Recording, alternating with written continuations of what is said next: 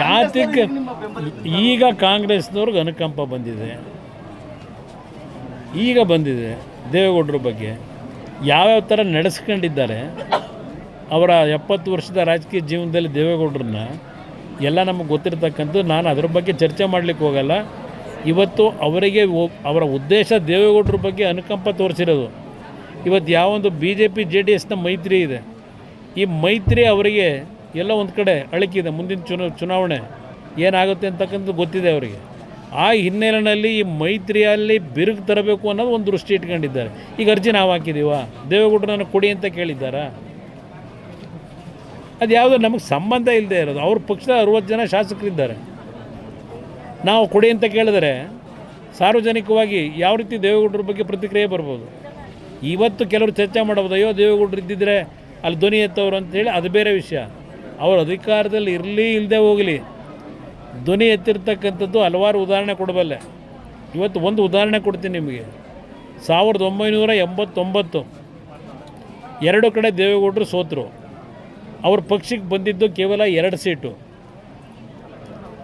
ಆ ಸಂದರ್ಭದಲ್ಲಿ ಅವತ್ತಿನ ಕಾಂಗ್ರೆಸ್ ಸರ್ಕಾರ ಇಲ್ಲಿ ತೆಗೆದುಕೊಂಡಂಥ ನಿರ್ಧಾರ, ನಮ್ಮ ಕಾವೇರಿ ಜಲನಯದ ನೀರನ್ನು ನಾವು ಉಪಯೋಗ ಮಾಡ್ತಕ್ಕಂಥದ್ರಲ್ಲಿ ತಮಿಳುನಾಡಿಗೂ ನಮಗೂ ಏನು ಘರ್ಷಣೆ ಇತ್ತು. 89ರಲ್ಲಿ ಅವತ್ತಿನ ನಮ್ಮ ರಾಜ್ಯ ಸರ್ಕಾರ ಉದ್ದಟತನ ಏನು ತೋರಿಸಿದ್ರು, ಪ್ರಥಮವಾಗಿ ಟ್ರಿಬ್ಯುನಲ್ ರಚನೆ ಆದಂಥದ್ದು ಅವರ ನಡವಳಿಕೆಯಿಂದ.